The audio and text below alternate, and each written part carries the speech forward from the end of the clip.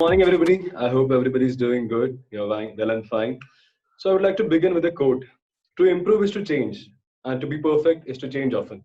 This is a quote by Winston Churchill, which reinstates the fact that change is the only constant.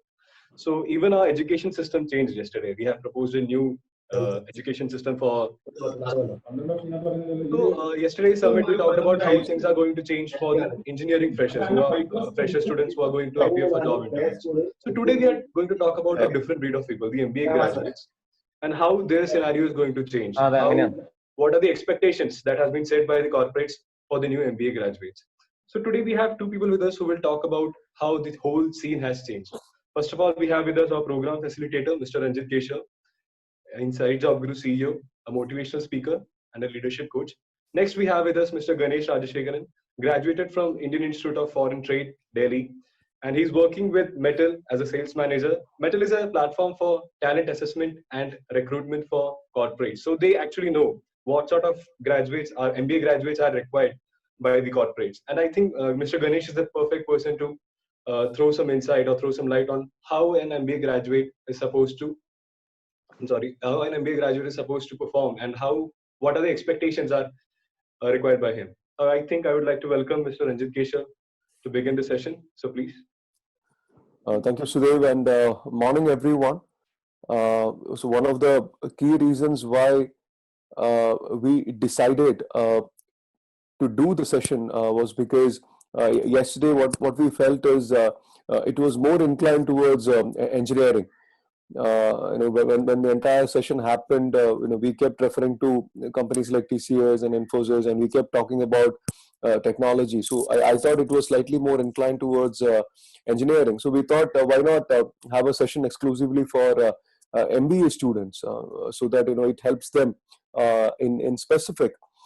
Before I request Ganesh to take over, let me just speak about three things to all the MBA students here. Uh, I remember visiting one of the IIMs, IIM Calicut, a couple of years back for one of my certification programs. So, and I stayed there for about a week. So I used to spend my time in the evening at the IIM gym. So they've got like a really good gym there. So lots of students, they come and they work out. So I was working out with one of the instruments, and there was this another guy. He wanted to do the same workout, and so I asked him, like, okay, can we do it one after the other? And he said, yeah, sure. So he finished his workout. I mean, I finished my workout. So what I did is, so when you work out, you work out with in different weights. You don't work out with the same weights. So I removed my weight so that he could, his job could get much more easier. So I removed my weight and I just stood aside. He went there. He put his required weights. He finished the workout, and he just stood aside, and I was just looking at him. So I was expecting him to do the same for me, to remove the weights and make it easy for me to get things done. But he didn't do it, and that's a normal thing at a gym, which everybody knows. I mean, I've been going to the gym for the last almost 10 to 12 years just to keep my fitness, and it's a very normal thing. You don't need to be an MBA person to understand that you need to do it for somebody. Okay, forget about the fact that you need to do it for somebody. Just because someone already did that for you, it gives you a very good reason why you should also be doing it. And but he didn't do it. I was like, fine, good enough. And the same thing happened in the next two rounds as well. So the very next day, I was invited by IIMK Live for a session with the students there in the afternoon. And so I went. There were around 25, 30 students, and my session opened with this. When I said this, one of the students, she asked, so what's wrong? What's wrong in it? I mean, it is fine. It is his decision.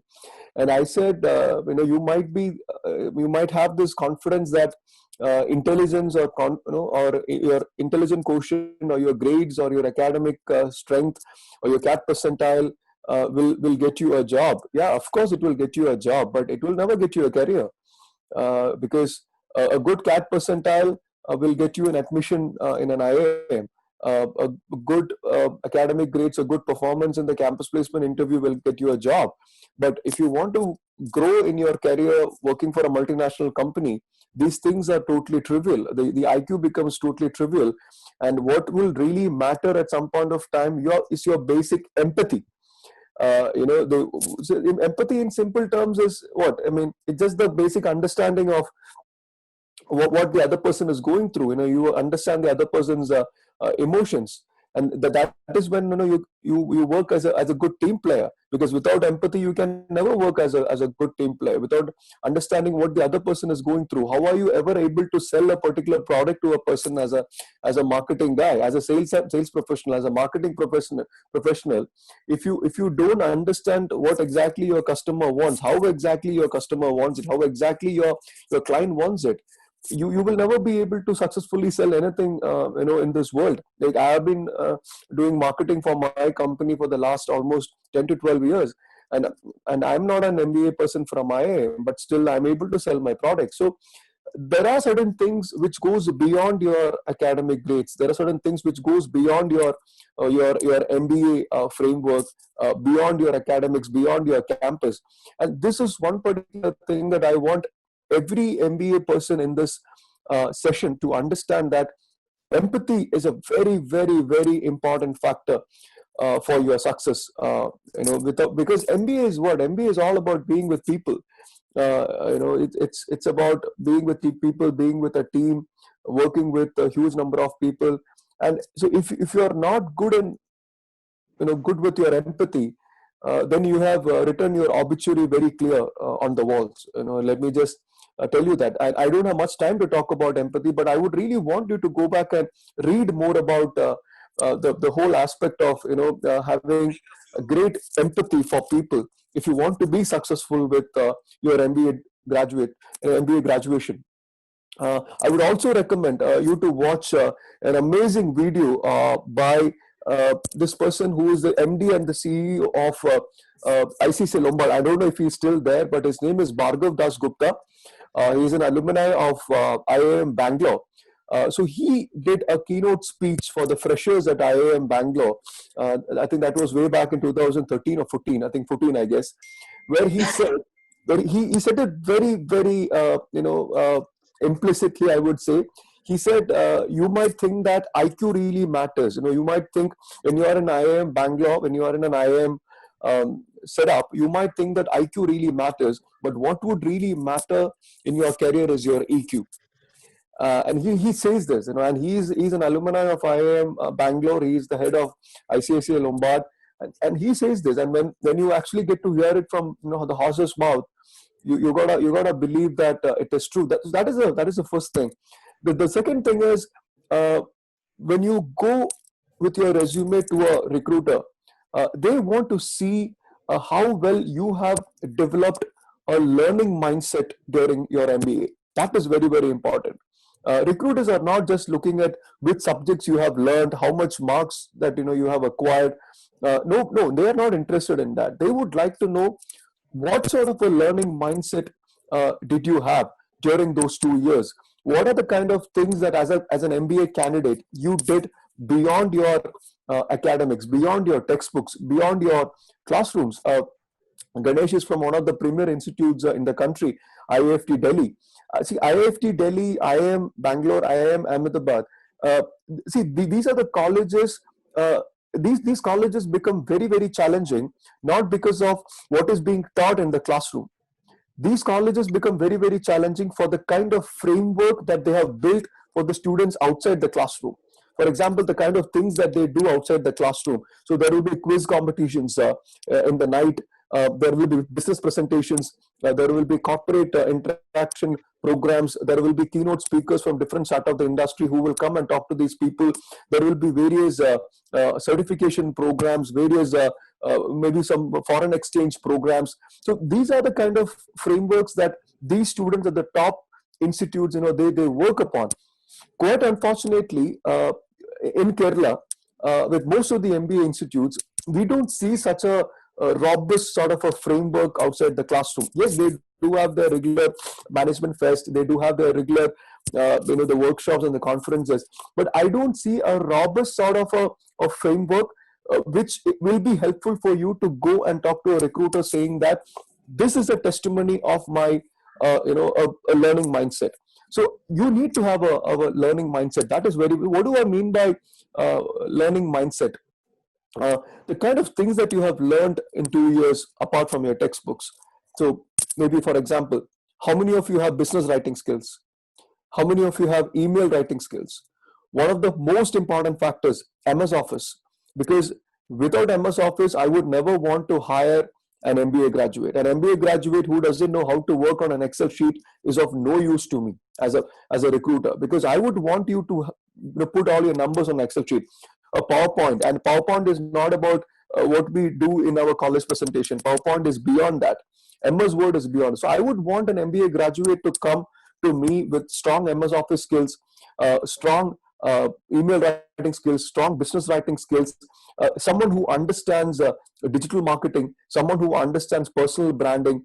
So the colleges are not going to teach you this, and this will be a part of a learning mindset. There are several skills that I can probably talk about. I'm just giving you a few examples here, just to put my point across to you in terms of what exactly do I mean by a learning mindset. Whether you have been part of some communities where you have done some exchange programs, with how many corporate people have you interacted in the last 2 years of your MBA. I think these are the stratas which will define the framework of your learning mindset while you do your MBA. So the question is, are you doing it? Are you doing it? Because you have already completed 1 year or 1.5 years. So are you doing it?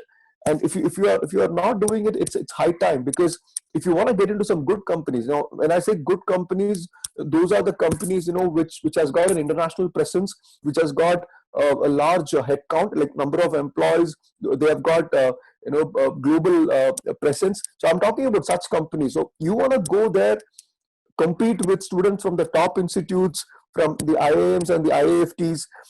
Then perhaps you need to have a learning mindset, and you need to build it over the framework of what you are doing right now, which is your MBA degree. And the third and the last point that I want to tell everybody is cross-functional skills. And what do I mean by cross-functional skills? See, I'm looking at an MBA graduate with not just with MBA skills. Perhaps you come back and say, sir, I'm an MBA graduate with excellent knowledge in digital marketing.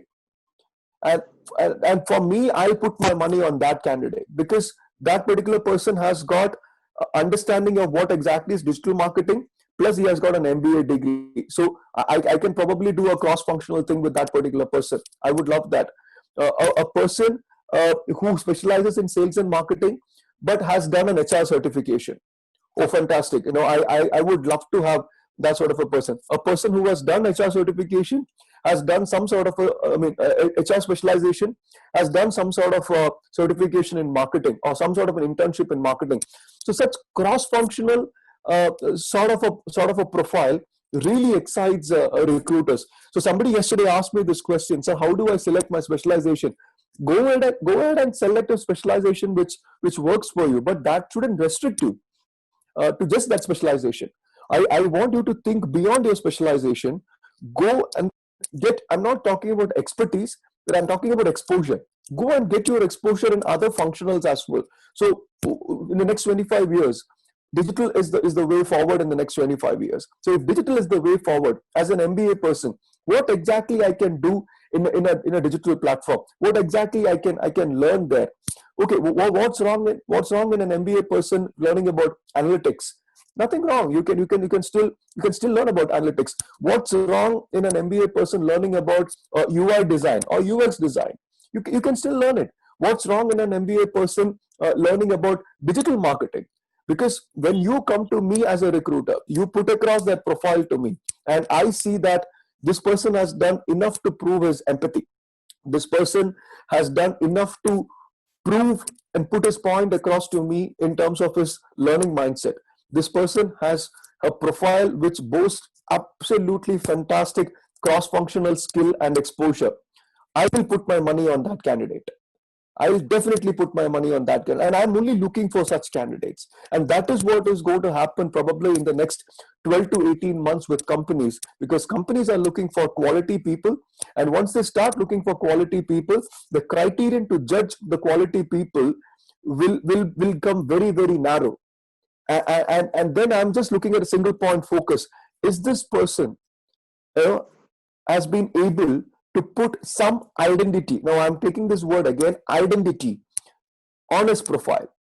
If there is no identity as such on that profile, I don't think as a recruiter I will be excited. Now, what do I mean by identity? Identity is defined by the X factor on your profile, testified by your empathy as an individual, your learning mindset, and the cross-functional skills that I'm expecting for. If you're able to build this identity in the next probably 10 months, I think you definitely have a chance, even during these tough times, to land up in a job which will help you to build a great career. Now, whatever I've said just now will help you to build a great career. And I don't believe in getting jobs for my students. I reiterate that again and again. When I talk to a student, I'm talking to that student for the next 25, 30 years. I'm talking to that student to set the vision for the next 30 years. I'm talking to that student to set up the career for that student. I'm not talking in terms of building jobs for anybody here. So if you are somebody, an MBA grad who is aspirant, who is driven, who wants to build a career, these three things will define your identity in your profile. And if you are motivated enough, just go for it. Thank you. Thank you, Ranjita. Thank you so much. So, in short, what all things are necessary? Attitude, empathy, a learning mentality, plus cross-functional skills are very much necessary to grab a great career. So, I would like to ask Mr. Ganesh Rajashekharan. So, can you please tell us how are things going to change in this MBA scenario? And what are the necessary things that an MBA graduate has to perform? What are the new things that he has to perform, he or she has to perform? Could you please? So thank you, Sudhir, for the invitation. And of course, RK, I think congratulations is in order because you are launching your virtual platform, which actually till now was an offline platform inside JobGuru in the form of IC. So I think congratulations is in order. And what I am informed is that you have raised a raft of virtual sessions in the field of skilling the people who would be participating in this. So that is a very noble thing. And in fact, it is timely also. I think this is the perfect time to help people when they really need it. So that congratulations for that as well. And in fact, I was also informed that you were doing a session on virtual assessments. I think Sudhir was mentioning during the introduction. So it is an area of special interest to me also because I am associated with a company, Mercer Metal, which is actually doing the virtual assessment for almost all the major companies in India. And I'm happy that actually you could bring in the perspective of an HR who's actually from a decent MNC from India, based out of Trivandrum. So to give the people what exactly people expect, I mean, HR team expect out of it. So that is a good kicker for any such conference. So I should congratulate for the thought which you had put in, to use that as a theme. Ideally, I would have loved to come and speak on that. But then anyway, now that you told yesterday that it's primarily for a group of B-school students, this particular session is arranged. So I would go into that. Maybe I'll just take 5 minutes before that. Today was mentioning the context in which this session got launched, or why virtual sessions is happening. See, everything is going virtual now, as is understood by everyone. Like this seminar ideally should have happened in physical form, right? I think we would have had this kind of man-on-man, face-to-face kind of discussion. Now it is being mediated by a technology, and then you're speaking. You don't necessarily get the responses from the audience, whether they are liking it, they are able to get anything what you are speaking. But then you're just like you're speaking into a dark room. Okay, everything is virtual. So I mean, interviews for that matter, interviews are happening virtually. I think the meetings, as I mentioned, was happening virtually. Webinars are happening. Then virtual onboarding. So people who are getting placed, the people of the company, people have not seen the pressure. So everything is happening virtually. So virtual is the way to go. And since we had the prelude we had a discussion about virtual. I think for the next 6 to 8 months, more or less things would be that way, because again, vaccine is a good 1 year away. Herd immunity also, I don't know how it is going to work out. So most of these things would be virtual. So congratulations for having launched this platform. Now coming to the remit as to what is given to me today to talk to the B-school students as to what are the skills required in the context, which again, so they mentioned, that is one is COVID, of course. And the second is when everything is getting virtual. So these are the riders to the question or the theme. The theme just talks about the skills or the future skills for managers. I would want to underline the fact that the things have changed slightly, but it has not basically changed in a, I mean, there has not been a sea change in the way people look at managerial skills is what I personally think. So that is a hypothesis which I'm putting forward. This is a commentary per se. See, I'm not trying to prove a theory here. I'm not trying to put across some kind of a sanctified dogma to you. So you can actually, you can agree, disagree, you can be ambivalent to what I'm trying to say. But whatever I'm saying is with sufficient conviction. So if at all you have any doubts on that, I'll certainly be able to clear.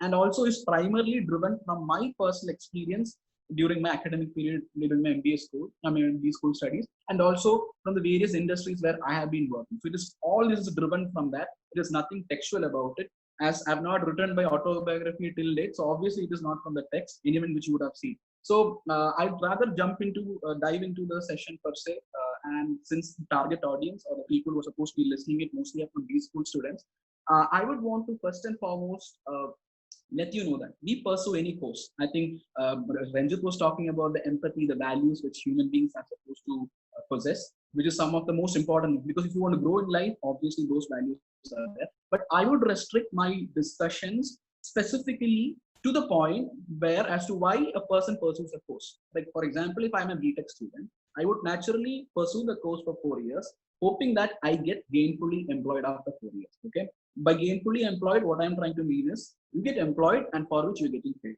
So that's the primary objective. So some people want to tinker with machines. Yeah, that would be something that gives a lot of pleasure to you. I mean, I'm not denying you, I'm not begrudging you that. Some people say they want to be doctors because they want to give back to the society. I appreciate that. But however, whatever it may be, it is a gainful employment which you're looking for. So from my perspective, I would restrict to that than the bigger scale wherein as to how you will grow further. I think that is something which Ranjit would be able to do because he is in the field of his leadership training, etc. So I, as a manager, as a person who is on the field working, I would rather give the skills which matters the most on that aspect. But however, if you want to grow in life, as he mentioned, there are so many values and other things which you will have to inculcate from this level, because all these changes are not going to happen overnight. Okay, so I'll restrict my discussion to those points. So even if there are students who are not from the B school background, also can benefit out of this, because see, after bachelor, some of you might even pursue MBA. It's quite possible. So I'm not denying or possibly precluding the possibility that you might sign up for that. So primarily, I'm addressing the B school student. Okay. So for your benefit, I'll start off with what I'm going to speak for the next, say, 30-45 minutes. So it will be 4 slides. The first slide would primarily deal with who or what are managers. Okay. The second slide would primarily be dealing with the skills which I feel based on my experience and kind of conventional wisdom, mixed with conventional wisdom, which to a very great extent is in resonance with what Ranjit was saying right now. Some of it. It's like a same movie gets remade multiple times also. So just the words would change a bit, but then I suppose we are mostly on the same page as to the skills per se which people require. So my second slide will be dealing with that. The third one is what are your expectations when you are in a B school? And when you land a job, how exactly these things change? Because you could be in for a shock of a sort. So I think these 3 things is what I'll be addressing. And finally, 4, after enough of theory and gyan, I would want you to work on something for the next 2 years or so. Because see, changes, whatever you're saying, cannot be brought about overnight. So what I will be giving you a sort of thought experiment, which you can go back home, you can think on this certain thing. I'll certainly give certain hints and certain thought processes which I feel might be instructive for you to solve that thing. But if you are at the end of your, let's say after first year of B school, or let's say after 2 years of B school, if you are able to give a proper solution to that problem, which is presently on the 4th slide, I'm sure your B school education is more or less complete. Plus, you would be eligible for getting qualified for any jobs. I mean, any B school or managerial jobs is what I feel. It's not like a holy grail of B school or anything. It's a very simple question which I'm trying to put forward. But the process which you will have to go through to solve that might essentially take you through a good kind of self-learning process. Okay, and self-learning is very important in the context that everything is getting virtual. You're not going to be spoon-fed by many people. At best, you'd be getting guidance like people from RK or this platform, or let's say your colleges also. So that is it. So these are the 4 slides, and I'll start off with my first slide. So RK, since I've got this problem of this iPad and this thing not matching, so if you can just share the screen for me. Yeah. So maybe you can minimize. I mean, I honestly don't think, because I've never had a very friendly relationship with my words and my presentation. So even if the presentation is not, it's absolutely fine. So yeah, so I'll start off with who managers are. Okay. Again, taking cue from what Ranjit told initially, that is, at the end of the day, when you're talking about multiple things, this manager is supposed to be a people's man. You have to go have show empathy or any kind of values. At the end of the day, you're going to be interacting with your a lot of resources. Now, how actually I came to this definition is something which I would give you right now, and this might not necessarily match with the definition, textual definition, which the B school students would be learning in their textbook, like which is given by F.W. Taylor, or let's say Henry Simon, or I don't know, some of those people. I'm sure those are good for the textual academic purpose. But when it comes to the brass tacks, when it comes to the practical world, I would want to present an analogy. And before going any further, why exactly I took analogy as a mode of presentation of definition is because in your life as manager also, you will always have to simplify things for the resources working under you. And one of the prop which everybody uses, most of the successful managers use, are analogies so that they can relate to it. Like those people who are interested in literature, English, or poet, etc. I mean poems. Those who are guys are interested in that, you would know of things called similes, metaphors, right? This smells like jasmine. So the point is, this would fire up in imagination. It would help the person understand, okay, what does that smell convey, or else maybe that smell might not convey anything to them. So this is a prop which we generally use in what to say, in convincing people, in selling pitches, etc. So I am using the same framework which we generally use in the workplace to help you better understand what exactly you are supposed to become after 2 years of your B school life. Okay. So here I am saying there is a title Barter supervisor. I might come to that if time permits, but right now I'm just diving into the so-called definition. It's kind of lengthy definition which I have just written for your purpose. So that is if you are a coder. Okay, so I took coder as the first template because I was working as a software engineer right after my engineering. Then after that only I pursued my. So that is my liking towards coder. So see, when you're a coder, your code speaks. So by that, what I am trying to convey here is, when you're a coder, what are you getting paid for? You're getting gainfully employed because you code programs. Now, I'm not commenting whether you're a good coder or a bad coder, because your employee would speak of that. But if you're going to be a good coder, you get paid really well. If you're not getting code, you might be benched, right? Or maybe you would be shunted out of the organization. Similarly, if you think of an engineer, his machine speaks. Irrespective of whether he is having the verbal skills, he is going to have certain other, poetic skills or writing skills, etc. His machine work would naturally speak. Okay, a fashion designer, it would be his stitch. A driver, how are you able to negotiate turns and all these kind of things. Accountant, your ledger speaks. If you are able to maintain a proper ledger, even if you are socially awkward, you are a nerdy kind of individual, still you get paid for that. I don't think there's, maybe your promotion might get a hit, but you will still get paid and you'll still be gainfully employed. Now, if you're a researcher, your insight speaks. If you're a pizza maker, in fact, I was just searching for the word for what pizza maker is, and then I found that it is pizziaiolo. So maybe it's the Italian word of that. So I basically what I meant is it's pizza maker. So your crust speaks. And if you're a coach, let's say you're a footballing coach, the trophy cabinet speaks, right? You know Alex Ferguson from Manchester United. So there's so many trophies which they have actually arranged for themselves in Manchester United. That is why Manchester United as a team is like one of the most highly rated ones in the world, right? Finally, when you're thinking about the functional jobs of most of these people, it's about their interaction with a certain non-living thing. So when you're coding, you are interacting with the machine, which is supplied with electricity. An engineer, again, a machine which could be working on battery or electricity. Fashion designer, you are using a sewing machine to stitch it up. The driver, you are using a car which is inanimate. You are applying the clutch, brake, everything. So here what is happening is the coder, his functional ability is primarily decided on his interaction with an inanimate object. But when it comes to the manager, he's not going to code. You have never seen Alex Ferguson hitting or doing a penalty shootout, and he's just asking the person, Cristiano Ronaldo, to hit the ball into the net, right? Whenever Cristiano Ronaldo was playing for Manchester United, now he's playing for, I guess, Juventus. Okay, so the point being, the manager is the person who would be controlling these coders who are animate, who have life. And that is where your interaction with people is your biggest asset when you become a manager. Irrespective of all the skills you speak about, I think the way you interact with the people or the resources working under you is going to determine whether you are going to be a good manager.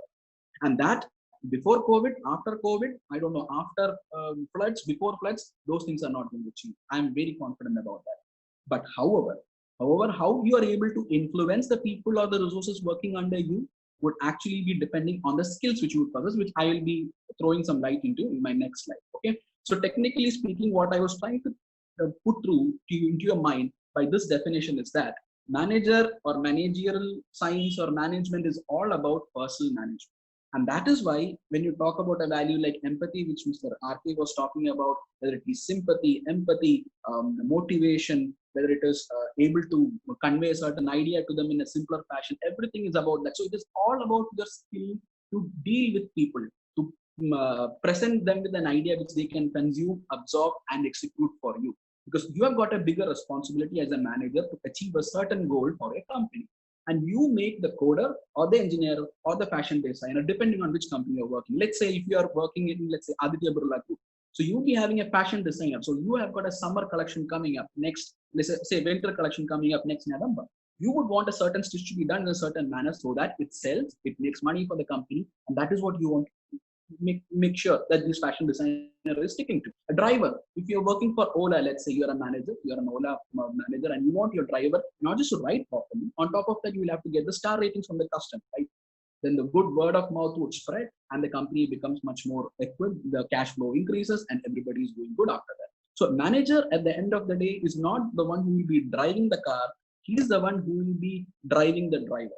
So for that, how would you have to mold your skills if you already don't have it? And also it's the learning process which I would be suggesting next is not a static process. See, the skills which I will be listing again is not from a textbook, it's what came to my mind, and a lot of that would be what to say, very intuitive also. I think it's not like something which you would not have done. I might be using the words in a certain manner which you might not be familiar, but the general idea is something which you know, and that is basically an insistence for you to work on this. So, Renzo, if you can just skip to the next slide, it will be great. Or can I control that? No. Yeah. So again, the question was managing living resources. So as a manager, the skills you would be requiring would primarily be involving controlling the people who would be working under you, the resources. Okay. So that is the first thing. Now, the way I feel, the final. Can I just give me a second? So I think I hope you guys are absolutely clear with slide 1. There is a yes button, there is a no button on the bottom. If you can click the participant tab, I would want some sort of an interaction from the participants. Okay, Aditya, thank you, Aditya. Fantastic. So I think that was fantastic. So I was just trying to get the participants, get engaged in the session. Sorry to interrupt. And also, I should have asked in between whether I'm audible in terms my voice is getting blurred or something of that nature. So I should have checked it beforehand. So yeah. I think my audio is coming out properly, right? Yes. The audio is perfect. Okay. Thank you, Aditya. I hope Anjali, Altaf, I hope you guys are able to follow whatever Ganesh is saying. I hope the slide 1 is clear for all you people. Okay, thank you, Anjali. Thanks very much. Okay, I think we can continue. Since it is online, we just need to ensure the participants are also engaged. So thank you. Yes, absolutely. See, honestly, RK, I mean, this is a new thing for me. In fact, what I would suggest, and this is something off the topic, but maybe what I would suggest all the participants here is, as I was mentioning, most of these interviews and everything is going to be virtual. What I would, this is a paid version, isn't that? This might be the business version. Yeah. Correct. So I wouldn't ask the participants to go for the business version of Zoom, but why don't you download the free version of Zoom for yourself? Of course, I think there is a limit of 40 minutes of virtual conversation which you can have. So the people, you can actually form groups within your college and you can do the group discussions, everything within this using this Zoom as a platform. So you get used to this kind of platform and then maybe, of course, use that to, while you're interacting with people from a group like ISQ and all. So that would be a good practice point for you because there is no college happening for the next, I don't think, 5 to 6 months or so. So I honestly don't know how much of that will happen. So why don't we just try that one out, get used to the virtual platform, and then yes, I think get used to this. So I think even we are getting used to it. Okay. So anyway, so coming to the next slide, which is basically the 5 skills which I feel are basically important. So it wouldn't look like skills. It would look like some 5 random words. But while I'm trying to explain, I suppose you would be able to put a fix as to why I mentioned what I mentioned. So that is words. So when I'm specifically speaking words, and this in the context of COVID assumes a little bit influence or a little bit of extra weightage. Why? Because generally in a workplace, you would have your cubicle, assuming you're all going to land in white collar industry. I mean, in normal times, it would be there'll be cubicles would be arranged throughout your office floor, and then while you are away from your workstation, you go to a water cooler. You will actually chat up with your colleague, maybe it's a team member or a non-team member for that matter. Then you will go to your refreshment room. There you will be having the lunch, maybe the dinner or the breakfast together with them. So that is the way there is a lot of team building which could happen. But during the COVID period, the problem is that especially when you are going to be freshers, the team building might not necessarily happen. So it is during this team building that your impression as an individual, the impression as an individual is cast upon your team members. Right now, you don't have any way of physically coming in contact with so many people. So it is basically the way you communicate with the people which is going to be most important. So see, and when I'm not specifically using language as my skill, because see, it is kind of relative, and I don't want to be an Anglophile saying that English is the primary lingua franca and you should learn it. Although eventually I will come down to that. But see, in a localized environment, say in Kerala, maybe as a manager, since my definition is that you have to get people to do the work, maybe even you can speak the vernacular and get things done. So as a manager, at the end of the day, your effectiveness is going to be measured by the output your team produces. But when you say you go to Gurgaon, honestly, so you go to Gurgaon, Noida, where I have been working for quite some time, is that more than English, I suppose Hindi works a charm. It works like a charm for people to get work done. You go to Pune, a mix of English and Hindi, where also I have spent 1 year. But when you come to a place like Bangalore, Chennai, and all, in Chennai, I think Tamil also works, but even Chennai and Bangalore, for that matter, they use a lot of English. So that is the way, the language or the communication which you have with your team members is the way you cast an impression. And especially when you're a manager, that impression matters a lot, because see, based on your impression only, a lot of their responses would come through. Like for example, if you're not impressive enough, point is you'll have to keep following your resources 10 times, 15 times, 20 times to get the work done. But you're effective as an individual, your communication is stentorian, it is going to get through their mind. The best thing is that you don't have to do a lot of follow-up. People would just follow your instruction. For that, the way you the way you use your language or the way you communicate is of paramount importance. And that is where, again, Mr. RK was mentioning about drafting an email, maybe the way you text on WhatsApp. I don't know. So language as an entity becomes a lot more important. It is assuming absolute paramountcy in this context. So you should start working your first year students. You've got a good 1.5 years right in front of you. Use all the ways to improve your verbal skills, your writing skills. And people generally used to say that grammar and all those things are not that important. I honestly wouldn't discount that. See, I'm not saying it is of paramount importance to get the work done. Maybe if you just put across the content would be good. But people, they are all trapped inside the four walls of their house, and they're looking for something to engage themselves. So if you know the trolls, right, you might be very much familiar with trolls and other such things which are gaining prominence. Why are people liking trolls, forwarding those things? Because they are getting some kind of pleasure in making fun of someone. So the point is, these are the times, it's not because the people are inherently bad, it's the times which are actually forcing them to bring that, the dark forces in them to come out of this world. So basically, it is very essential that as a manager, so that you will have your respect, etc., the communication has to be clear, precise, preferably in good English, and or whichever language. Obviously, the official language everywhere is going to, maybe you go to France, it might be French. I don't say that. But what are the odds that you're going to have a job in Paris, right? So technically, for all practical purpose, the way you stitch your words, the way you communicate is going to be very essential. And for that, you take a course, or you use your friends as a tool to learn better, talk better, communicate better. You have to do that. So that is the first and foremost. It is the way you communicate your resource which is going to be of paramount importance, especially during COVID and the world where everything is getting virtual.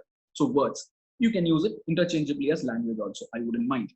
Next is common sense. The common sense, again, is what I'm trying to say. See, none of the managers, from what my understanding, a lot of people would have graduated from IITs, NITs, other regional engineering colleges, etc., and they land up in these schools. I can vouch for the fact that none of them are using higher level, data, what do you call that? What the derivatives or the integration or differential equations and the calculus and all. See, all what is being used in the business world is just simple common sense. with basic level of numeracy. The numeracy, when I'm saying, you should be able to add properly, add fast, multiply things fast, divide things fast, find the margin, find your profit. It's all simple 10th class mathematics which is required for this purpose. But however, for the purpose, as was mentioned by RK, that there is a tool like Microsoft Excel, right? So those kind of tools you will have to get used. So when I'm saying common sense, and also, I mean, since I mentioned common sense, the one thing which comes to my mind right now is that, see, what you call, I mean, there is a very famous saying that common sense is quite uncommon, right? So that is what the way people say. And why? Because, see, what we call as common sense is not part of any curriculum. See, you know that, I don't know how many of you are from science background. Since I'm from science background, I tend to use those kind of words. So, you know, first law of, what they say, thermodynamics, or second law of thermodynamics, the zeroth law of thermodynamics. Those are things you find in your curriculum. If you know about that, fine. Or if you don't know, yeah, you did not follow your curriculum.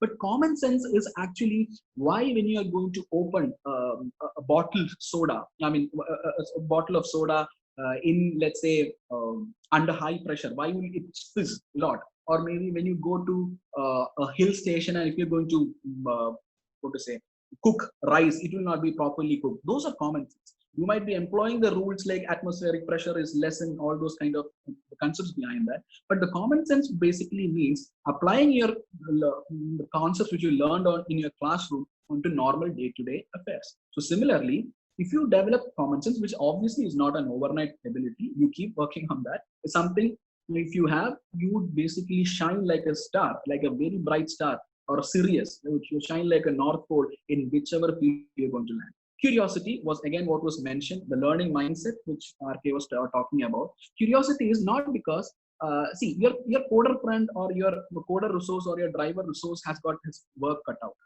But to show him a path for future, show the company the future, you will have to know what all are the technologies coming, what are all the forces which are going to affect your performance, your resources performance, your company's performance, your industry's performance. For that, if you don't have curiosity, you would be caught napping. That is why I'm saying you should have curiosity. You should keep reading things. You should keep browsing Wikipedia, whatever is freely available, even paid site for that matter. See, maybe you're just going to pay 100 or 200 rupees for a paid site. Let's say you're going to have economics subscription, or let's say Times Week or Business Week, some subscription you're taking. The point is the kind of content which you will be getting from those kind of curated sources cannot be matched by your research or possibly what is given by your teacher.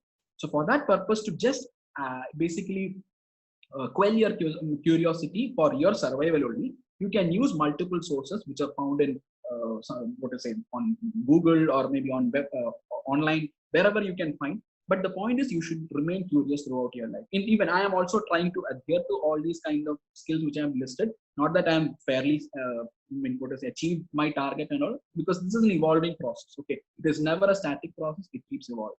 And the final one is digital nativity. Is that you should not be digitally illiterate. Okay, for lack of understanding of a certain tool as to how it works, you should not be left napping, or your resources should not take you for a ride.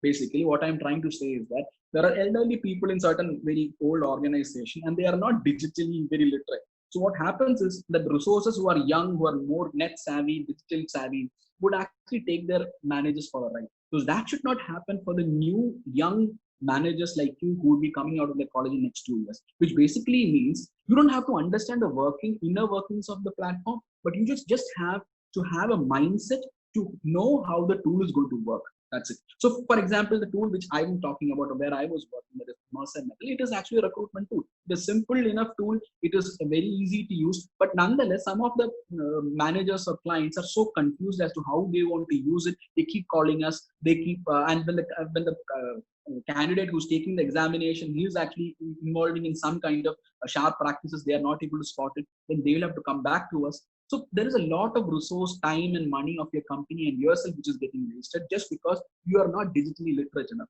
So you should have a growth mindset to learn new things. Also, coupled with the fact that whatever digital tools or online tools are available in the market, just keep your ear on the ground. Okay, so essentially, this is the nutshell of the skills which I feel would basically make you a functionally well-respected manager. Of course, when you are going to combine the emotional aspect of it, what I think he's referring about an ICICI chief. I think I don't know some Datta or Basu. I mean, correct me, RK. It was ICICI Lombards. Datta Basu. Yeah. Anyway, I think the person who I think he was saying that your IQ would not count after a while because it is going to be a re-Q. But having said that, Bhargav Dasgupta, Ganesh. yeah, Bhargav Dasgupta, exactly. So what he said is IQ is not going to be important once you reach a certain level, because your rise after that is going to be decided or determined based on your behavior towards your resources, how you deal with them. But having said that, I don't think he's discounting the fact that IQ is required. I don't think he's discounting the fact that the basic functional skills is not required. So that is not what, of course, RK was mentioning. That is how you grow in your life. But right now, since my perspective or the perspective which I want to give you as a person who has taken the same path as you, I would say the functional competency is something which you will have to certainly start building right away, even if you don't have it right now. And 1.5 years you got at your disposal. Please go ahead, be very earnest about your attempt, and I am sure this is going to be, if not a cakewalk, but if you do it consistently, you're sure. I mean, you're a sure shot winner at the end of the time when your placement season is going to come. So this is the 2 slides. The first one is my definition as to who a manager is or what a manager is. Second is the kind of skills you should be requiring. Of course, you can put it in different words also. Maybe that is all up to you. I'm just leaving certain markers here. You can just use the words common sense, curiosity, if you are able to understand in certain other manner. As long as my narrative is getting across to you, I'm very happy about it. So this is the nutshell of my 2 slides. Let me just go to the third slide, RK. Again, that is just a very picturized what you call as a slide. Now here the concept is kind of jarring, I know, because you see Barack Obama, Donald Trump, the leader of the free nation, Barack Obama, obviously the former leader of the free world. Then you see a certain Malayalam word which is being thrown around. Now the purpose of actually mixing these 2 examples is like speaking about American presidency and all is complete an international example. But one thing which I've learned during my B school years is there is a lot of academics which is just concentrating on a lot of marketing thinking or operational thinking or financial thinking. Everything is about what America does or Europe does, etc. It is good for example, citing example. I don't question that. But the point is you can also be keeping your ears on the ground about the local things. So that is precisely why I knew that when the whole session is going to be in English, I wanted to use or bring in a local example, a vernacular example, so that I want to drive home into your mind that understanding marketing is not from what Kotler has written in his marketing textbook. Okay, he might not necessarily know how exactly a Kalyan Jewelers became a Kalyan Jewelers. He would certainly not know about how a Bima became a Bima, how a Federal Bank became a Federal Bank. So, as far as a manager is concerned, if you want to know about companies, how the companies have come up, I think you should not just restrict yourselves to the international literature alone. You should do your research at local level. That is precisely why I had put this example. Now, what I'm trying to convey through this slide is white belts and black belts. I think, see, since it is not a physical face-to-face, I would have obviously asked you a question as, do you know what I mean by white belt and black belts? I think since time would be of the essence and I will not be able to get the proper responses from you because possibly everybody is having different bandwidths of internet and all. I'm assuming you are getting a hang of what I'm meaning by white belt and black belt. If you are not, see, basically, you know the martial form of karate, kung fu, jiu-jitsu, or let's say taekwondo and all these kind of things, and there are belts given, right? And you know, white belt is the one which is given to the toddler or the person who is just initiated into the scheme of martial form, and black belt is the master. Now, this third slide, as I had promised earlier, is just to basically manage your expectation while you are in B school, and when you get into the job, what exactly you expect as a manager to do. So when you B school, like for example, I can speak of myself. So I was interested in marketing. So see, whenever marketing came to our mind, it was all about writing jingles, writing very crafty one-liners, Cadbury's, what to say, Coca-Cola, open happiness. I think when I started off about marketing, that was all about that. But once I got into the professional field in multiple industries, the almost 4 industries I have worked in, what I understood is that writing the one-liner, casting an actor for a specific ad is not what marketing is all about. Marketing is just the showy part of it. What really matters is the sales aspect. So when I was, this was a misconception I had. So I'm just making a very honest confession here that when I was doing marketing, it was all about, okay, product placement, how you're going to make a poster here, there, the presentation has to be good. At the end of the day, the real revenue generating function is sales within marketing. And that is what every company is more bothered about. But I was able to understand and I was able to clear that misconception which I had during my preschool days once I got into my real professional life. So even you will also have a lot of misconceptions. Like for example, the moment you hear you're going to graduate as a manager, you would want at least 20 people. As soon as you get onto the job, you want 20 people to work under you, 10 people to work under you. And then sometimes you will find yourself. And in reality, what you will find is that you will be given a category of assistant manager or deputy manager, and you would be managing yourself. Now, people are very disheartened. And some of my friends who used to say, like, क्या पढ़ा था यार? I mean, manager बनने के लिए आए थे, आप खुद को manage कर रहे हैं. So I mean, so there is a lot of disappointment which I could hear from their voice. But my point is the same thing. So you want to be a black belt as soon as you graduate out of your B school. I don't think that is necessary. So why I have taken this example of Barack Obama and Trump. See, Trump, of course, is a very, I think, semi-successful, half-successful businessman, maybe. Let me call him a successful businessman. But as far as the president, his presidency is concerned, I mean, that is again a commentary, in my opinion. You might disagree. Americans might disagree, because if the election is going to come and he's getting re-elected, what I'm trying to say would be proven wrong. Having said that, I somehow feel as a president, when you look as a person who is supposed to be a diplomatically astute, politically astute and crafty individual, I would say Barack Obama came out as a much better president than Trump. That is my personal opinion. Maybe you would have a different opinion, but it's a commentary, as I said. You are free to disagree. Now, how did Barack Obama become a president? There was a graduation of about his abilities. Like he started off as some kind of senator, then he became the governor of a state, I think Ohio, then he became the president of America. So there is a gradual skill development, everything which happened for Obama. This guy, Trump, I suppose, out of the blue, he landed, and then no one actually, I don't think anyone was expecting that he was going to become the president. Now he's the president. I mean, Americans have to live with that. We all have to live with that. Not that he's bad to India. I think he has been pretty much better to India. But purely in terms of a statesman, the quality of a statesman, I somehow feel Obama, because he had gone through the hoops, because he went from white belt to black belt through the process, I think he's a much better statesman. Now, when it comes to Trump, is it some mark which is being made? What is that? Okay. Anyway, I think that is fine, because as far as I see, always I believe in my presentation wherein I don't want to read anything from my slides. I always want to, so I believe in my words, and that's something which even I told RK also. So it's absolutely fine. As long as you have got the idea, it's absolutely fine. What I'm trying to say is Trump directly got the black belt, is what I feel. So now whether you want to directly get a white belt or you want to directly land in a black belt is all up to you. So I'm just giving you a hint of what your expectation while you're in B school about your job, future job would be, and what you would be getting in reality when you get a job. So please be okay with it.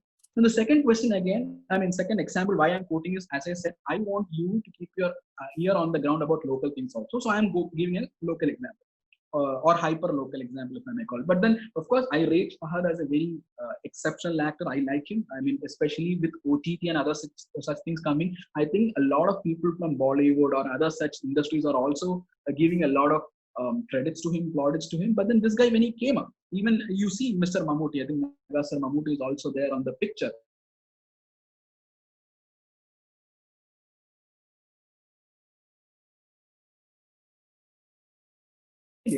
I think he was just trying to be dropped as a black belter right in the first movie, and then maybe it flopped. But then as soon as he got through the learning process from the white belt to black belt, we see him from the Kumbalangi Nights, and I think he's such a class actor. I think the same is the process with any job, and manager also no different. Because if you want to write, as soon as you pass out, you want to manage 20 people, a team of 100 people, 200 people. See, the company is investing in you, and whether they have got that kind of confidence in you is one thing, and whether they should have that kind of confidence, first off, is a question which you will have to ponder. So you have to manage your expectations about your future job based on that.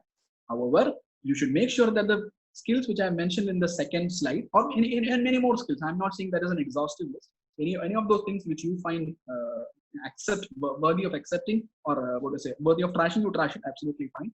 Those things you have to work, and you should understand what a manager is supposed to do. So these are primarily the 3 slides. This is my gyan about what B school is, the skills and all these kind of things. So I'm going to conclude my presentation about the theory part right now. And the one final thing which I want to leave Because see, I don't believe in giving a lot of theory and just leaving it at that. I would want to give you a thought experiment, so that at least because of that thought experiment, you will remember me. So I think that would be the biggest takeaway for me, if at all you happen to remember me when you're going to sit for your placement or something. Okay, so this is simple. Yeah, okay, you can move to that. So I call it the brass tacks.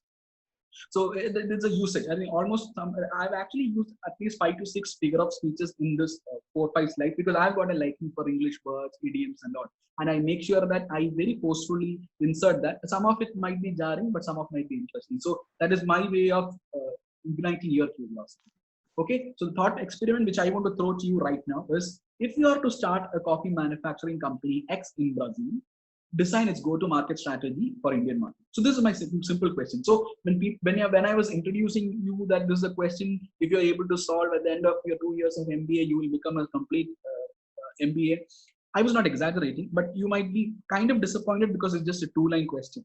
But if you come to think of it, if you are able to solve it by the time you reach your second year final period or just before your placement, I'm sure you would have covered almost all the aspects: marketing, operations, finance, HR, everything would be covered. And if you are able to give a solution to this, I suppose your MBA school listening is complete. Maybe if there is an interaction section after this, a session after this, in case you are interested, maybe I wouldn't mind to dwell as to what is the rationale behind putting this as an exercise. Are we running out of time, Arti? If that No, is it's the case, okay. We have a good 10 more minutes. Yes. we got a good, so I might touch upon that's absolutely fine, right? So I think maybe this would be of the practical importance, so that is why I mean, even if they remember the first, I mean, forget the first 3 slides, it's absolutely fine. So see, this is a thought experiment which I'm giving. Again, if it were a physical medium, I would have asked, can you guess which company I had on my mind when I was saying you're going to start a coffee manufacturing company X in Brazil? So now that is not happening, I would say I just thought of Nescafe. Okay, Nescafe started in 1938. And you can read about the history of companies, and that is a good exercise which all B school students should be doing, is that to read the history of companies, because you would want to know not about who, I mean, it is not about who founded it, no, but the person who founded, if you can know more about him, well and good. How the company evolved as a company, why the company reached the present stage, if you can do it, excellent, super. But for that purpose, you will have to read the history. So you can use Wikipedia, or I don't know, there are so many PDFs and other research resources which you would be having in the web. So you can certainly do that. Like, for example, for those people who know, right, 4 Ps. If you just go and search marketing myopia in Google, you're going to get that PDF for that study right before you. So you have to, and that is where the curiosity comes. So you have to be curious enough to know the company, various companies. Let's say you take a local federal bank or a South Indian bank, or maybe TCS or a Wipro, or any of your dream companies. Like you want to be associated with Amazon, let's say. So the evolution of Amazon, just make it as your pet project to understand how that company, whichever company, I'm not specifying any company, take international, global, Asian, African example, and then work on that. Okay. So that is something which you have to do as an exercise. It will be really informative, because when you go to an interview, right, at the end of the day, they are also a company trying to recruit you. If you can speak in the terms of the company, their expectation, how they are to grow, I think you're speaking their language already. And I don't think you would want to have anything else other than that. I mean, that is like a sure shot. But then it will not happen overnight. For that, you will have to communicate properly. You have to do the research, the market research, and so many things are there. So it is. But I'm talking about the end product when you go for an interview. Okay. So the question was inspired from Nescafe's history, and why I specifically am saying is the go-to market strategy for Indian market. So the company is, or the manufacturing factory is set in Brazil. Now you want to basically understand the market, Indian coffee market. That's what I'm trying to do. So I am basically asking the marketing guys, not necessarily marketing guys, but the school guys, to do the market sizing. What is the size of the Indian coffee market? Okay. Now within that, you do your segmentation, your targeting, your positioning. Then you use the 4 Ps, 7 Ps, 7 Cs, and everything. Then after that, you do your you find which are the best distribution channels. It should be brick and mortar. It should be online. It should be hybrid. So the moment you start thinking on these lines, right, the same template can be used for any company you're going to get placed. So that is just marketing. Now coming to the operations aspect. The person who's in the operation should actually understand, since these are two intranational, it is like a transnational trade which is happening here. You will have to do something like a PESTLE analysis. PESTLE. special analysis, political, economic, social, legal, and all this technological, environmental, etc. So when you do that, whether this is feasible, what are the policy issues of marketing, exporting, importing, and all those kind of things you will do. And then, of course, of setting up a factory, in which place you have to set the factory, whether it is hub and spoke distribution model, which you will have to do. So a host of such things we will have to do, and that is primarily expected out of operations guy. But that does not exclude the marketing specialists also to work on that. Okay, so if you're a marketing guy, primarily do the market sizing, go to strategy, everything you have to decide. Operations also, you'll have to do the vessel analysis, the regulatory policy, the hub and spoke part, the supply chain part, everything has to be understood. Then if you're a finance major, let's say, where are you going to raise the money to invest or set up a factory? How are you going to ensure the cash flows are going to come? Then let's say whether you're going to do cash on delivery, or let's say at what point in time in future it is going to break even. So multiple things which you can think of, maybe from a financial perspective. Then from an HR perspective, you can think as to what all resources, how many people you have to recruit in Brazil, in India, in Bangalore, in Cochin, wherever you may be, the potential target. So, and when you actually combine all these four functions together, and if you are able to present a case encompassing all these four aspects, you basically become a consultant in coffee industry, which basically means you are a know-it-all about coffee industry. So when I'm saying this is a very lengthy, tedious process, okay, and this if you are able to master, and if you are able to present this to your, let's say, your interview panel, I think any industry can replicate the model and you're good to go there. Now, having said that, now what would be the ideal process you will have to follow for this? 3 principles, and after that I will shut my presentation. That is, always believe in your gut or in your instincts. Okay. Now, how is your instinct developed? It is not developed just because you felt and you slept somewhere and just got up in the morning. Instincts are not developed overnight. It is actually a very consistent process which has to go behind that, and it becomes second nature to you. That every single time when you talk about VIBGYOR, you know what VIBGYOR is, or you know what dispersion is or refraction is, not because it is out of some gut feeling. You have actually internalized that kind of thinking, wherein your gut or instinct, your first response to a particular problem would come out of that. So for that, you will have to do consistent training that would include your thinking, your discussion with people, your research, the kind of assessments which you take. It is a long due process. But at the end of the day, we all talk about instinct. So the first flag point or milestone would be always develop a good instinct and trust that. Second is, of course, not everything what your instinct says might be right. You might feel good about it. In order to verify that, you have to do your primary research, your secondary research, and third is you have to test your hypothesis. So essentially the thought experiment is that I'm giving you a question, think on the marketing, operations, finance, and the HR aspect of it. If you're going to combine all the aspects of this together and set a plan, I think your B school learning is complete. And on top of that, the tools which you have to use, I think I mentioned in the second slide, as well as the final milestones which I mentioned. And for that purpose, you use Coursera, you use Udemy, you use live sessions like from iSchool. I think you go listen to TEDx, you go to something. I think the sky is the limit. So, and especially when you don't have an opportunity to interact, because see, B-School, I think as he was mentioning, as RK was mentioning, learning is happening when the interaction with the peers are happening. It is not happening necessarily from what the teacher is saying.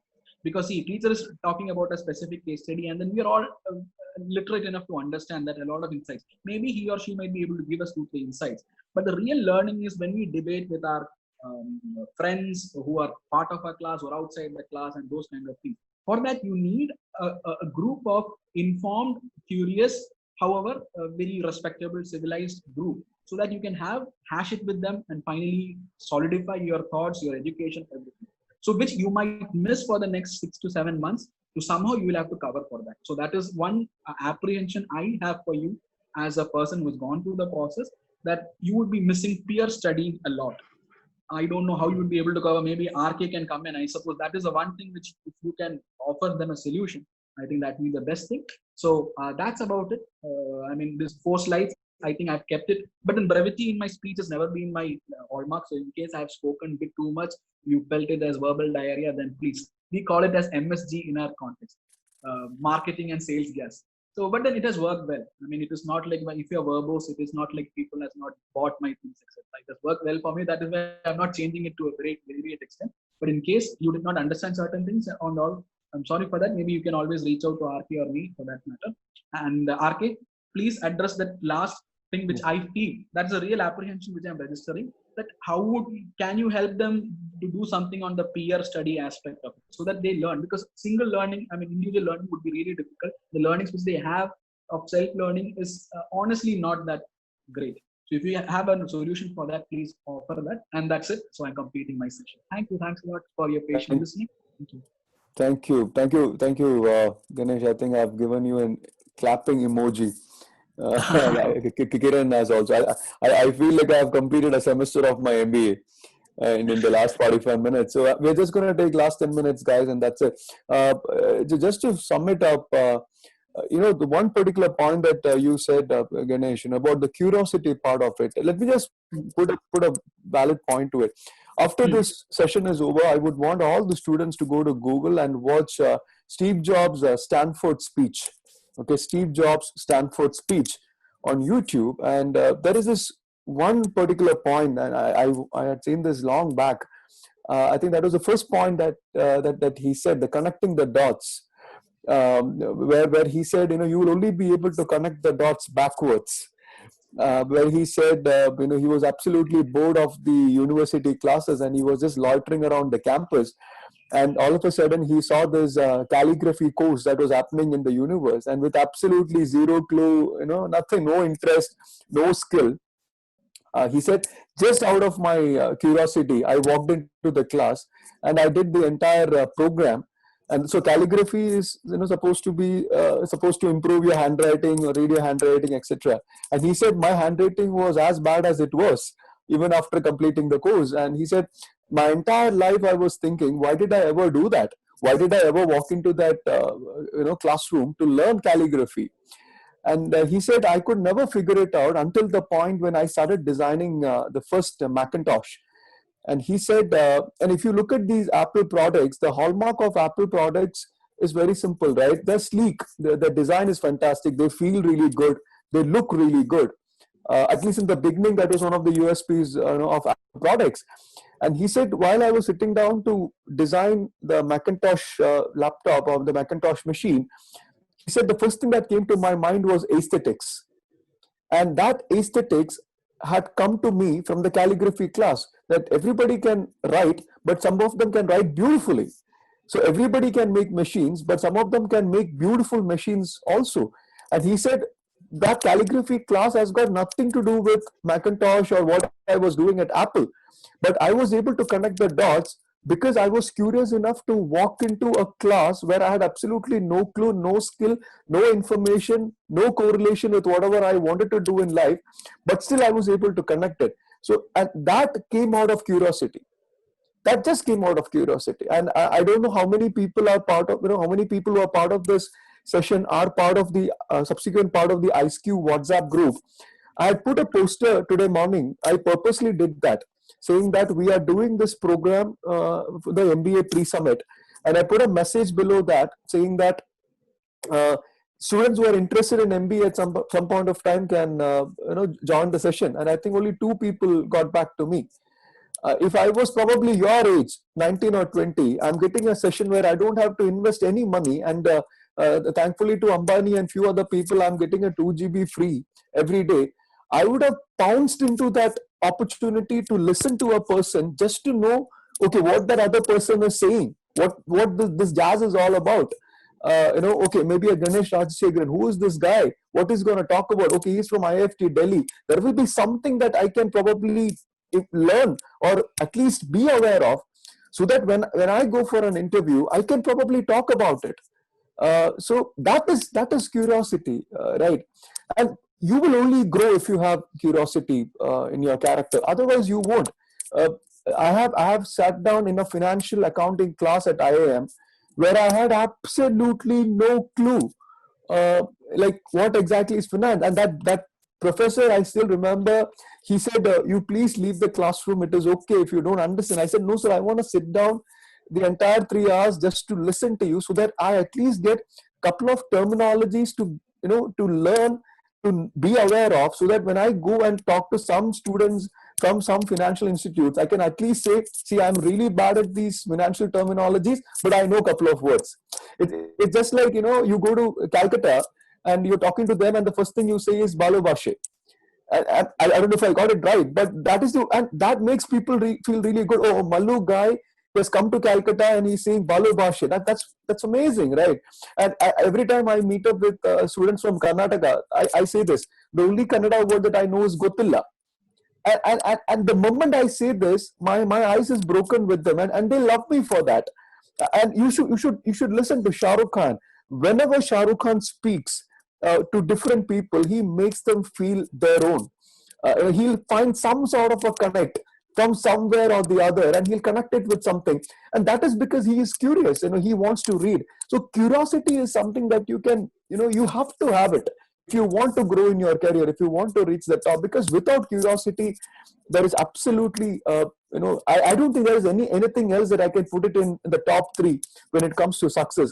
I am part of such a curiosity process when I received a postcard close to around 20 years back saying that there is a journalism camp that is happening at YMCA. If you want to attend, then please come. I don't know from where they got my address. I don't know from where they got it. I had no inclination towards journalism.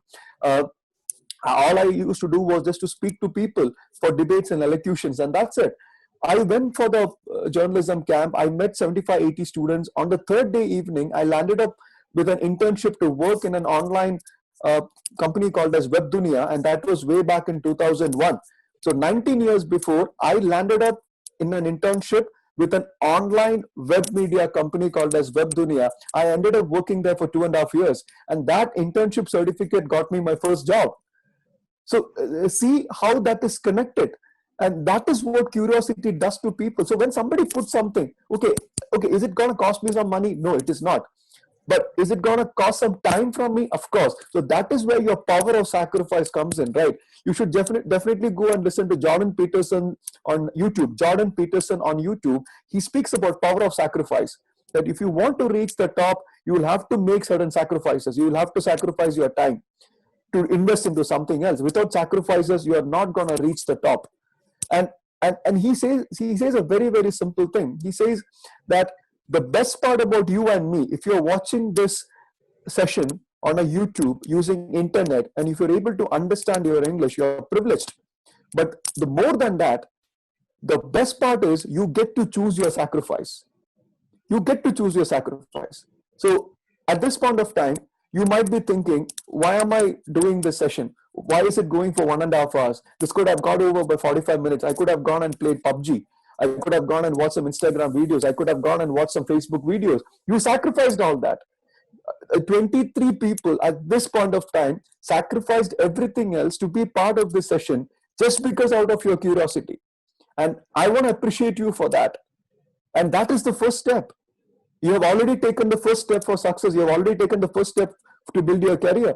I want to thank this girl, Anjali, from School of Management, CUSAT, because when I told her that I want to do this session for tomorrow with MBA students, immediately she said, so let's do it.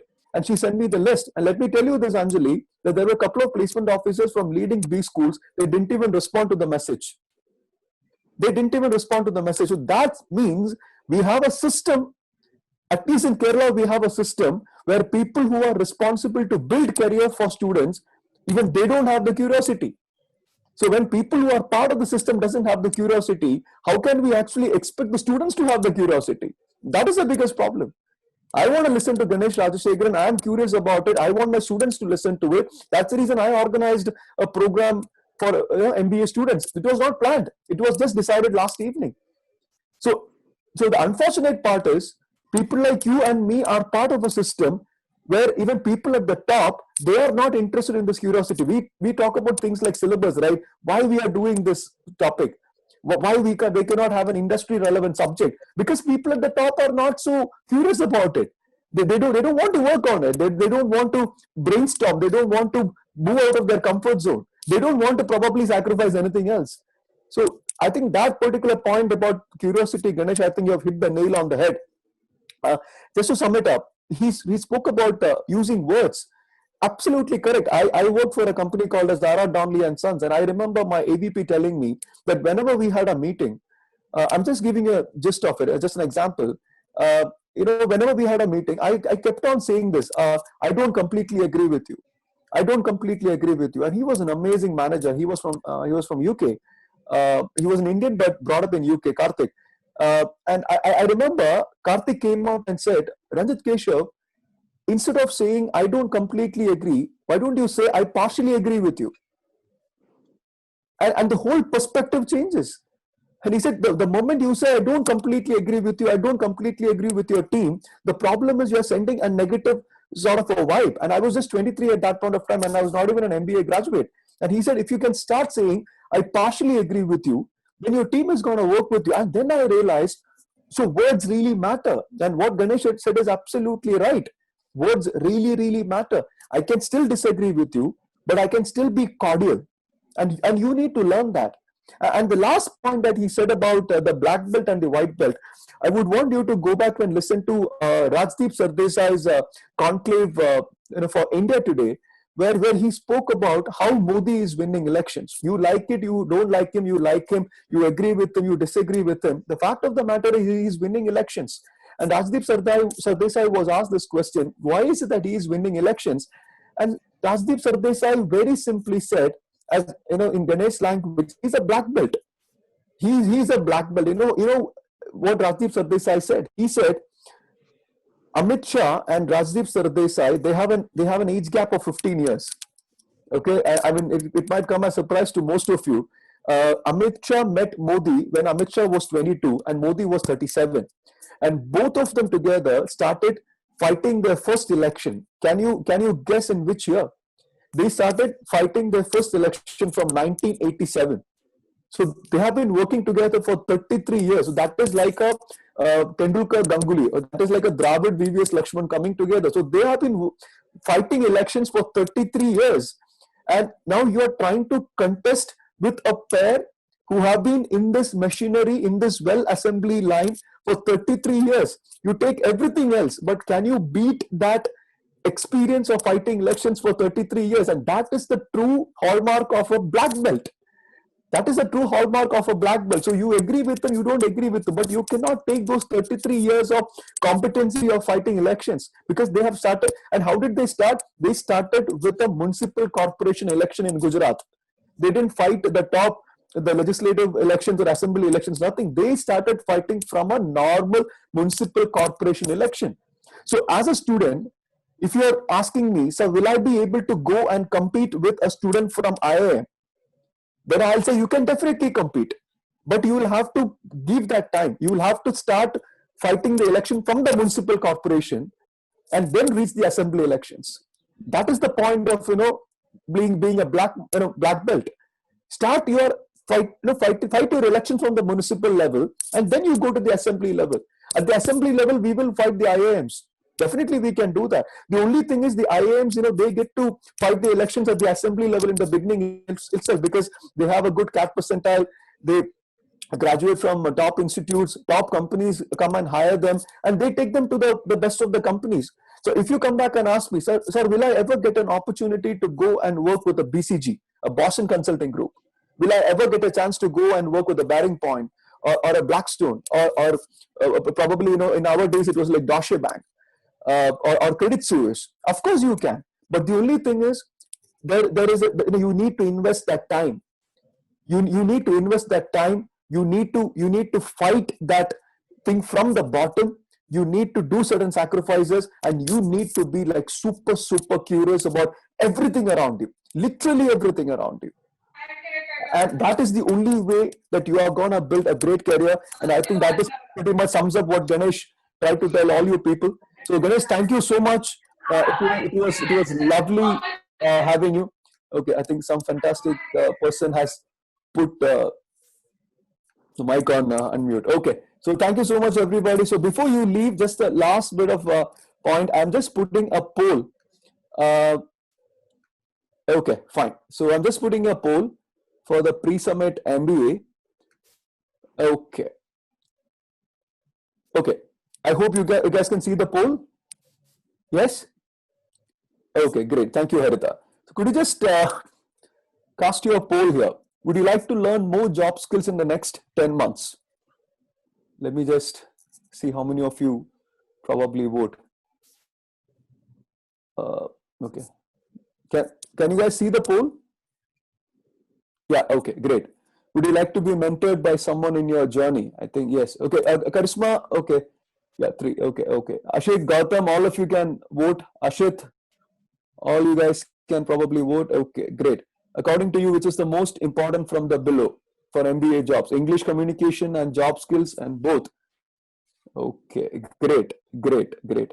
Okay, so would you like to learn more job skills in the next 10 months? Of course, I mean, I can't agree more on that. Would you like to be mentored by someone in your journey? Of course, it is always fantastic to have a great mentor with you. I think you would require, English communication skills, job skills, as well as MBA degree. I think it is a combination of everything. And thank you. I'm really glad that you found the session productive. It is always good to know that my students have found some sort of a value. So thank you so much, all the participants here. I really appreciate your attention, your time, your data. Now, that is the new norm, right? I appreciate your data as well. And so if you have any questions, you can shoot out to us, on an email or maybe a chat. We can open the discussion forum. Do we have time to take a couple of questions? Sudev, I think it's 11. Okay, you can just take a couple of questions. If somebody has a question, then you can unmute and please ask a question to Ganesh if you have anything. Because I remember yesterday somebody asked regarding specialization. So do you have any questions, or you can even put it in chat box. Thank you everyone. Thank you Harida, thank you Gopita, thank you Vijita. Anyone? Any questions? You could unmute and ask.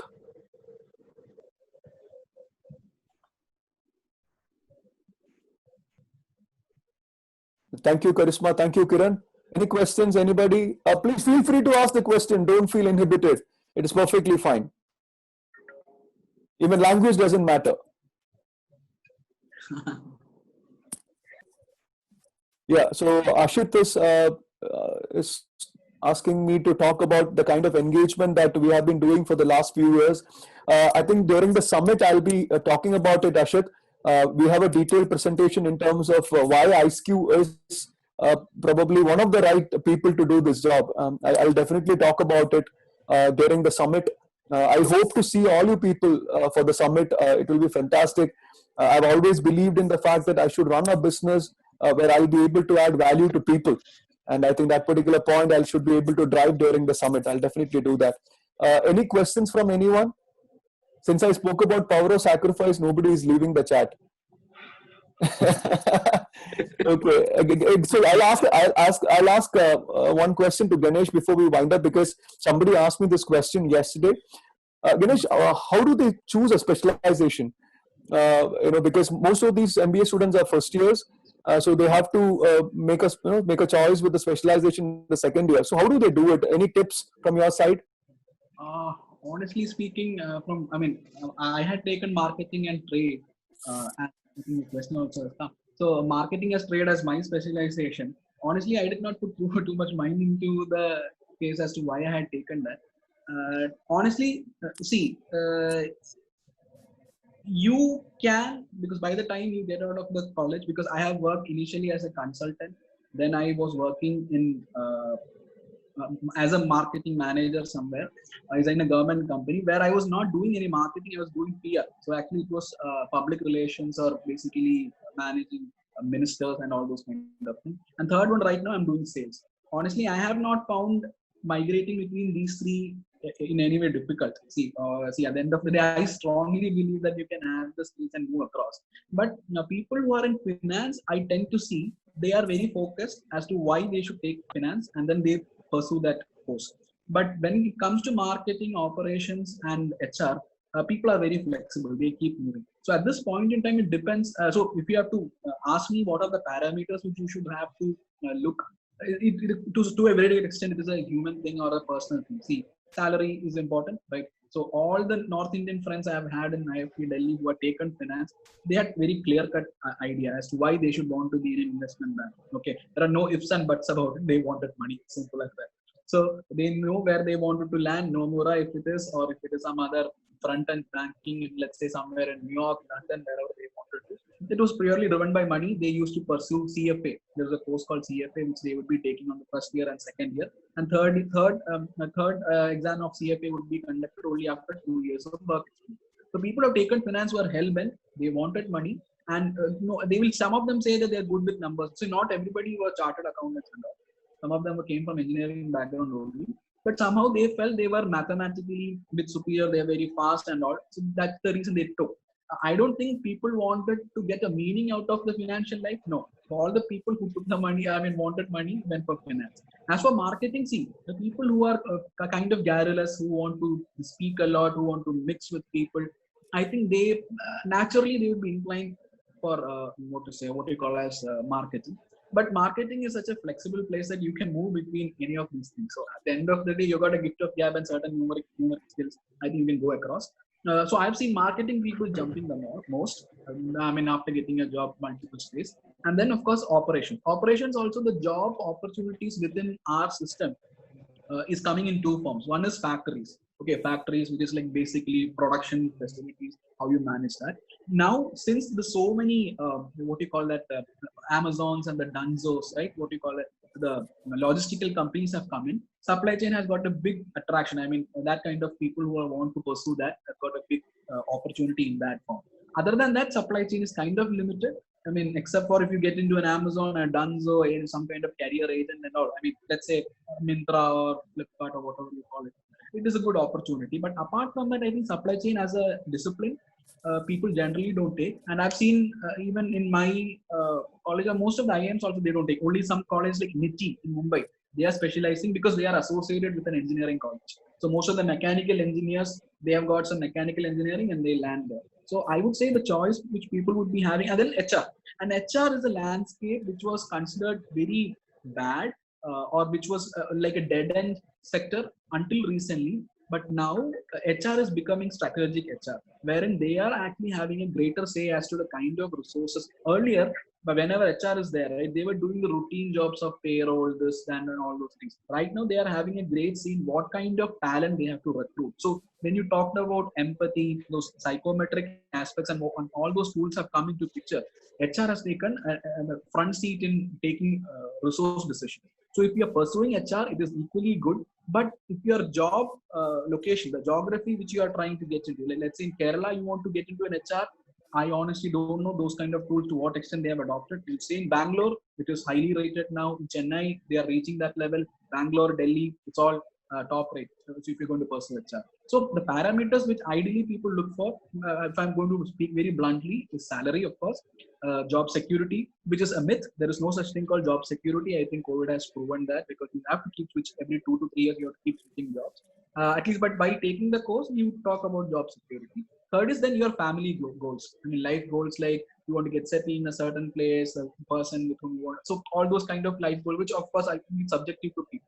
So what I would say is that if you are going to be purely going by the skills part, if you are a people's man, go for marketing. If you are really an inch or a tinkling for numbers, go for finance. Then if you've got an engineering mind, on top of that, little bit of analytical skills and a little bit of English, of course, go for supply chain. And if you're really a people man and want to really get into knowing people and all, HR is the way to go. And HR is not as bad as it used to be, let's say, when I was passing out, because it was not rated that highly. But now the HR landscape is changing big time, where HR is changing into strategic HR, who's given a real say in recruitment, in deciding the future path of the company.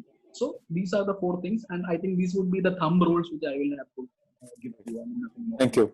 Aditya and Karishma Ramachandran, both of them have questions, Ganesh, but we don't have time.